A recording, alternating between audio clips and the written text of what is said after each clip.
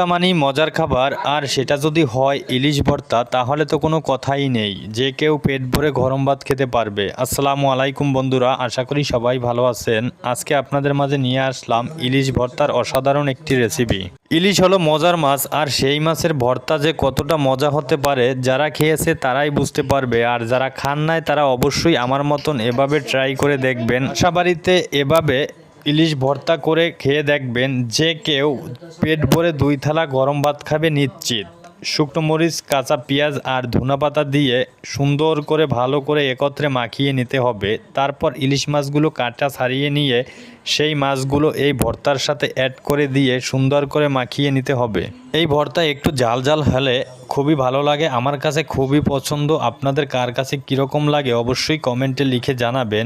ইলিশ মাছগুলো দিয়ে পেঁয়াজ, মরিচ আর ধনেপাতার সাথে ভালো করে এভাবে অ্যাড করে সুন্দর করে মাখাতে হবে। তারপর ইলিশ ভাজে রাখা যে তৈলগুলো ছিল সেই তৈলগুলো দিয়ে এই ভর্তাটাকে সুন্দর করে মাখিয়ে নিতে হবে।